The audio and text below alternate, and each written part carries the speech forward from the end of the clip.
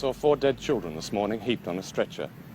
One of them was about 18 months old, and I could tell this because his feet were the same size as my own son's. The rest of him was so thin and tortured that he no longer looked human. I'm told that he died from diarrhea after eating poison leaves, because there was nothing else to eat. In other words, he starved to death. Of course, he didn't have to die, but unfortunately, the cost of keeping him alive was inflationary. Some milk powder and a handful of grain every day would have cost at least 20 pence. I must apologize. This really isn't appropriate New Year television, is it?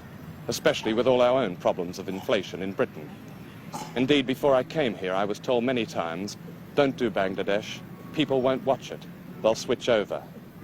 And of course, I can sympathize with people who do switch over, because I realize that I and other reporters have helped to immunize people against Bangladesh by reporting their horrors year after year.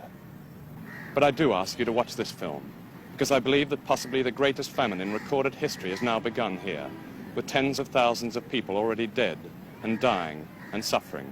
I also believe that Bangladesh could become the world's most ignored tragedy, because Mr. Kissinger and Mr. Brezhnev have now agreed on a world doctrine in which a country like Bangladesh is expendable. It has no oil, it has no real strategic value, it has no military power, it has no practical purpose. All it has is people who now wish to live.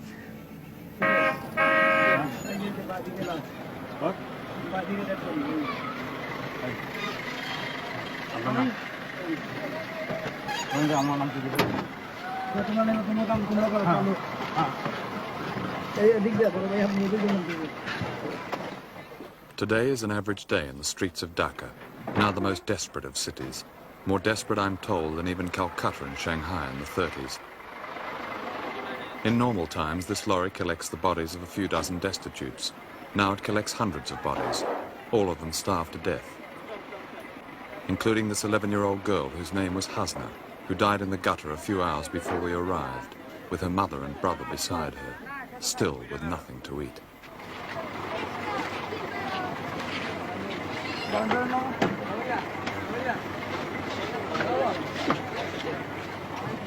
Well, I've been out here really for 30 years. I came out in 1942, and I think I can quite honestly say that this is by far the worst emergency that I've ever seen in this part of the world. There have been others, but when I was young, I didn't really pay all that much attention. Yes. But latterly, I have seen bad years in India and Assam and Bengal, but nothing like this. If you go early in the morning, you'll find bodies lying around in the streets of Dhaka. And the other day I saw a mother who had lost her child, and she was using the child's body, in fact, as a means of getting money, begging. So this film will go out on January the 2nd. How much worse will the situation be here in Bangladesh? Starvation cases could only get worse. This is I think perhaps the basic thing. There are many starvation cases which are now medical cases, and if they're left longer, there will be lots more deaths. In other words, they're dying. They are dying. This is the heart of the matter. And by January the 2nd, they'll be dead. Many of them will, yes, most certainly.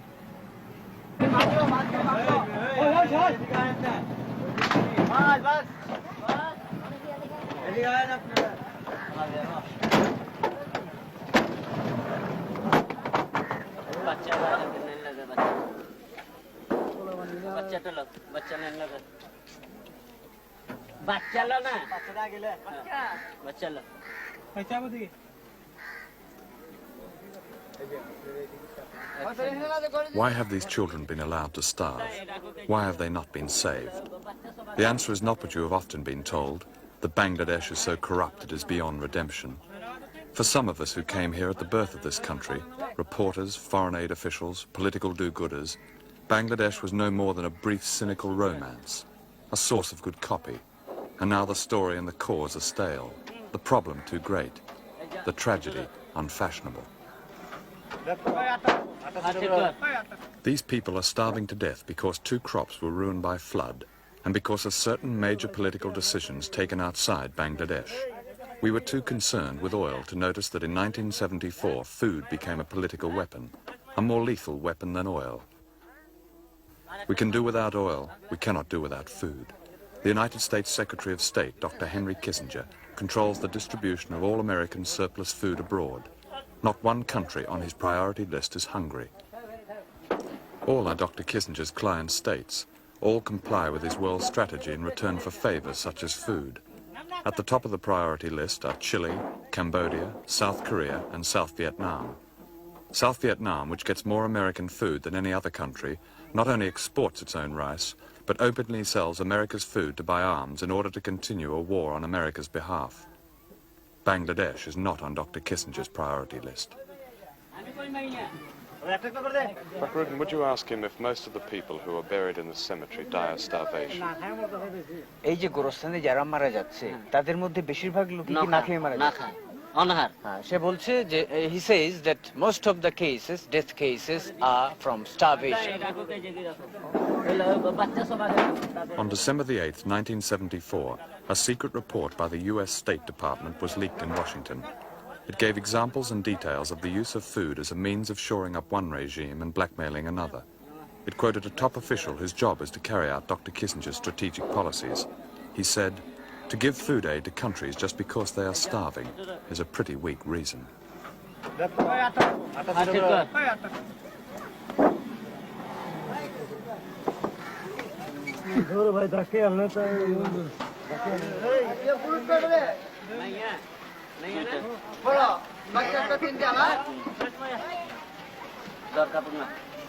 আরেকটা খাটলো আগলা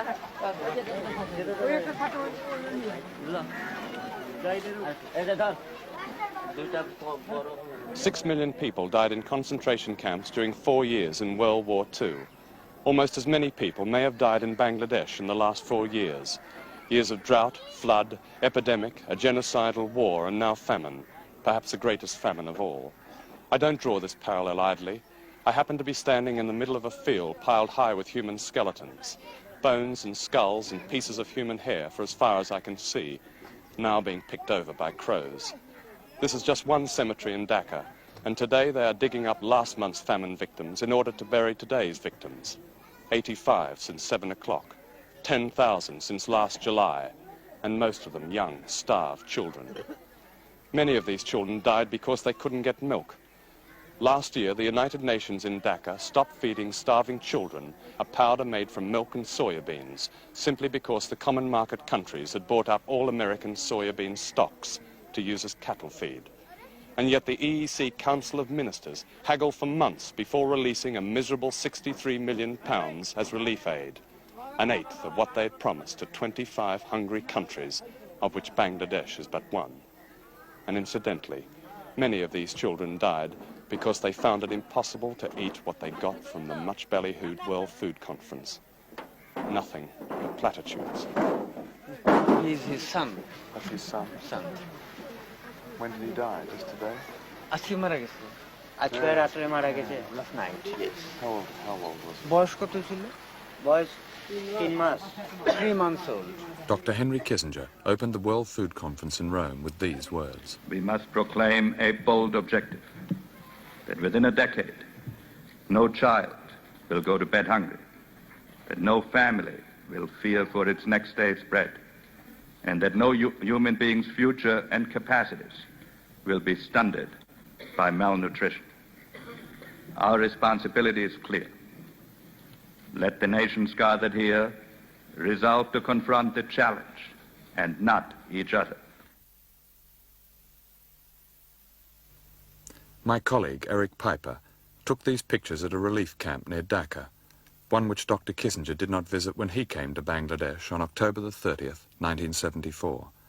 On that day, a State Department official gave reporters an off-the-record briefing. He said, "Henry never wanted Bangladesh. With China firmly in place, there is no real strategic value here. There is nothing here, really."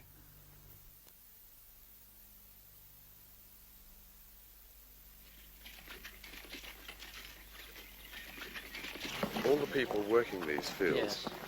have sold their crops. Yes. Years ahead, they've put themselves in Yes. pawn to buy Yes. food. Exactly. They have nothing to hope for at least for another 6 to 8 months. You see, most of the crops in these areas have been damaged. Yes. And this is what... All damaged by the flood. Yeah. Yeah. Who have they sold their crops to? Well, they have sold these crops to those who have collected Yes. money out of relief and these all sort of advantages. Big landowners. Yeah, growth money then. Yes. An old journalist friend has brought me to this village in the district of Shirpur, some 40 miles from Dhaka. Everybody is starving here and also suffering the effects of an inflation which began not in countries like Bangladesh or in villages like this, but in the consumer world of the West. Nothing has ever been wasted here. Now even a bicycle, the means of escape, costs £150. There are a few young men in this village. Some have gone in search of food, others have simply fled in despair as the famine finally cracks the Bengali tradition of family. We could not film some of the women because they are among the 5 million in Bangladesh who are going naked because they have sold their clothes for food. Situation is. Ask him, Butchu as is, what his food situation is. আপনাদের অবস্থা কি খাওয়া দাওয়ার অবস্থা খাওয়া দাওয়ার অবস্থা sir আমরা গরিব মানুষ কি খেতে পারি খাওয়া দাওয়ার খুব কষ্ট কষ্ট করি আচ্ছা he's saying that we are suffering from starvation Yes. and we are very poor people When, and we cannot afford to have regular meals. when did he last have a regular meal, a আচ্ছা real meal? আপনি কতক্ষণ আগে বা কদিন আগে ভালো করে খাইছেন? ভালো খাওয়া স্যার আমরা কই What does he say? He said he never had a full belly meal for কিছু quite থোড়া some আমরা time. আড়াই না খাইছি What is he eating then? He's eating flour, just a bit of gruel from flour. আগে ছিলাম বেঁচে টেচে He had lands and he was a farmer. He sold out all his land. Why did he sell his land? আপনি কি জন্য জমি জমি বিক্রি করছেন? খাইবার জন্য এ তো Just পেট for ভরে food. খাইতে পারি না Just for food, he sold all his landed property. And even then, he says that we cannot eat to the fullest content of the belly. He has no land at all now. Now he has no land at all. Where will his next meal come from? তো আপনি পরে কি করে খাবেন এটার সম্বন্ধে আপনার কোনো ধারণা আছে? কি করে জমি জমা, হ্যাঁ? জমি জমা দেয় কি করে খাও Well, he doesn't know where he will get his food from.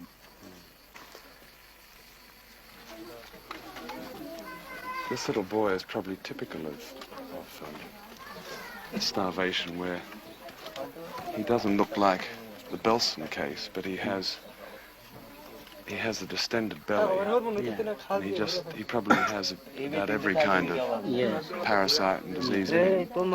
And he's subsisting on something like the root, which he's now eating. Yeah. And that little boy, even though his arms are quite thick, is in fact starving. Yes. And there are quite a lot of children like that in this village, even much worse than him. আপনি কি এখন অসুখ? অসুখ পাতের অসুখ বেশি She says that I'm ill and this is only a sickness of starvation. Where are these people going to get food? I mean, they can't go on like this. No, they simply cannot go on like that. The ultimate thing is facing death. No chance. Because no government relief. আপনি relief পাইছেন? না Relief. দিচ্ছে না বাজি She did বড় not বড় get- বাচ্চা খাইয়ে লিছে She did not get any relief, and she said that all these relief are misappropriated by the big shots of the local administration. So I did not get it. That is her complaint. When did she last see grain or rice? আচ্ছা আপনি কয়দিন আগে ভাত খাইছেন? বাত রোজার গেছে যে রোজার পরের দিকে ইস্তি বাজি জুতাম বলে জানতাম মাগিয়ে দিকে রোজার কয় মাস হবে এটা? It's 3 months she did not see a single plate of rice. She's just surviving on the gruel from flour. Tell me something. How do people living so poorly and eating so badly, not eating at all, how do they survive? How do they survive for 3 months? Well, it is strange enough, John, what I think, that people are prone to some sort of immunization. And I think this is particularly people of Bangladesh, they are immune to starvation. and the other thing is their will to live, and just this is you see. Yes, but immunization can only last for so long. Yeah, In the end, that's they what can't live on. and their that's what is immunization. happening. People are dying. They're finally Yeah, dying. finally dying. They struggle to survive, but ultimately they'll have to yield to death out of starvation. Prime Minister, we have seen in villages situations which show no food at all. People have come up to us and said, we are eating leaves, we are starving, we have no food, we're not getting it from anywhere, quite close to Dhaka. Why should this be so? You see, that is some of the places this happens, but we have our open, free kitchen everywhere. The people are welcome to come there. And they have come. And we have our camps, still we have not closed our camps. Of course, we have not closed the camps. The people have started working in the fields now. But, of course, this trouble is there. Such a serious flood and serious famine. We have not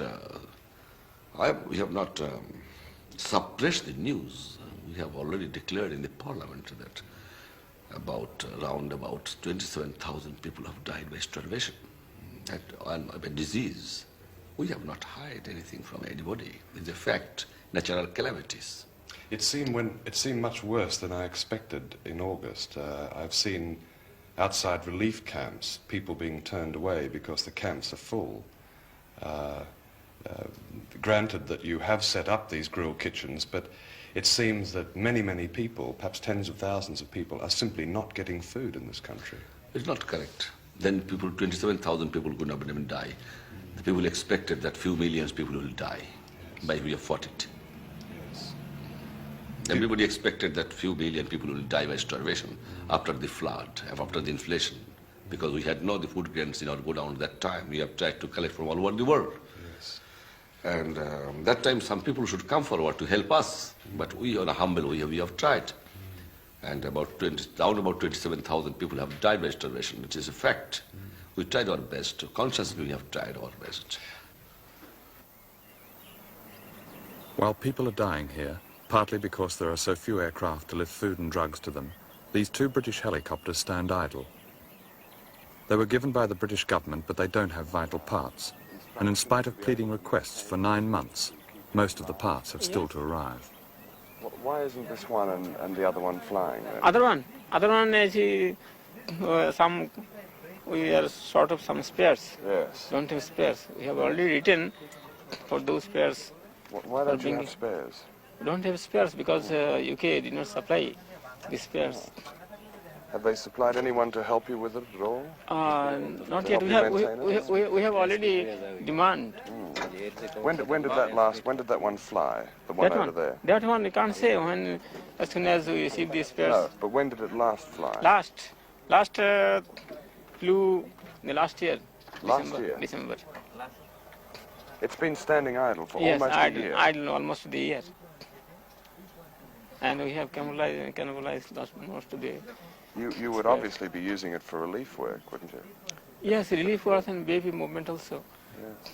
An official of the Foreign Office in London told me it was unfortunate about the helicopters, but there was a queue for spare parts with a wait of up to a year. One of the parts cost just 50 pence. Perhaps they don't know about this famine in London. Perhaps they don't know that some of the starving people in this overcrowded relief camp walked 150 miles to get here, and it was only because of a foreign film crew that these people got in. There was no shortage of aircraft to relieve the victims of the cyclone in Darwin, Australia. The air forces of Britain, America and Australia were there. None of these countries has sent aircraft to rescue the people of Bangladesh. The same answer, the famine is there. It is due to recent flood. Yes. When you say famine is there, that means there's no food in the village at all, is that right? No food is there. What is she saying about her little boy? She says that her baby is suffering from disease, and it is due to food, shortage of food. Excuse me, is this the first food they're getting since they've arrived? Just This now, is the the first food. first food, yeah. Well, the first food in weeks, is it? Or Wheat is made. The Soviet Union, with the biggest air force in the world, has lent Bangladesh 9 creaking helicopters, which break down more than they fly. The world's new rich, the oil producers, have offered some petty cash. Saudi Arabia, for example, recently gave Bangladesh the equivalent of less than 5 days' food. But of course the oil countries don't like dealing with bankrupt economies, even though rising oil prices have helped to cause this famine by putting petroleum-based fertilizers out of the reach of poor countries. Which means that this starving child, the son of a farmer, will probably die.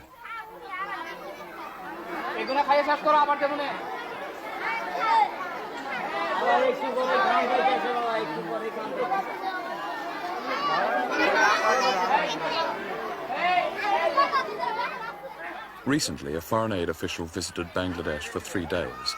He told me about a cable he sent to his government recommending a reduction in emergency relief aid to Bangladesh. He sent the cable on the basis of 1 helicopter trip. He said, "The trouble with these people is that they have no get up and go, no success motivation."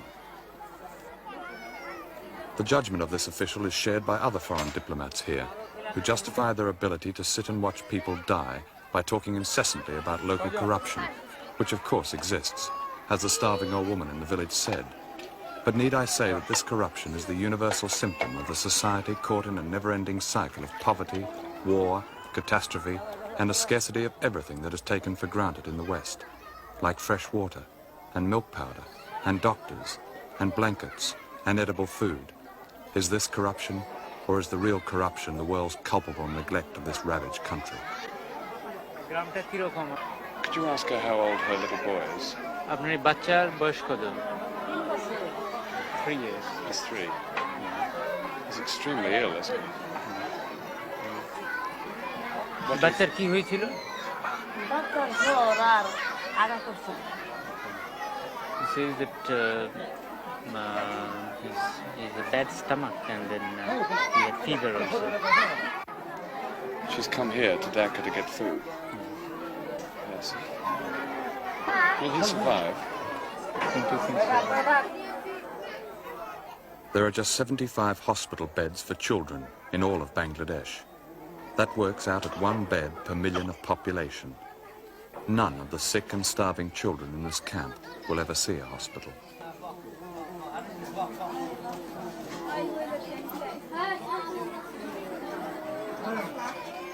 This used to be a soap factory. It is now a famine relief center near Dhaka, and several thousand people are here. Almost all of them are starving, and many of the young children are suffering from typhoid, smallpox, and a thing called black fever. Many of them are dying. Not long ago, Dr. Henry Kissinger made his first visit to Bangladesh, squeezing it in between the Middle East and Moscow. He drove straight from the airport to the Intercontinental Hotel, talked for 1 hour with the Prime Minister, returned to the Intercontinental Hotel, held a press conference, drove back to the airport and left. Shortly after that, President Ford, on Dr. Kissinger's recommendation, halved the proposal for American emergency aid to Bangladesh. Instead, Bangladesh will receive more of the same from America. Boxes of army surplus biscuits and consignments of tents on which is written, "Important campers, don't forget to have fun."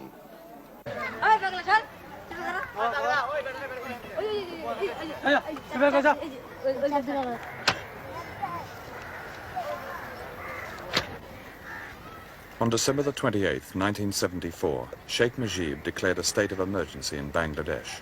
There were shootings, arrests, and signs that Bangladesh is fast approaching political chaos as a direct result of this famine. Of course, it used to be said that starving people disturb nobody, and this certainly applies to the thousands of dead in this horrific cemetery.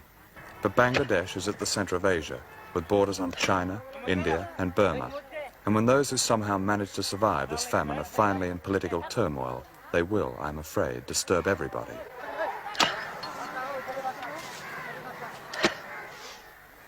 The people of Bangladesh may then at last assume a strategic value and disturb even Dr. Kissinger.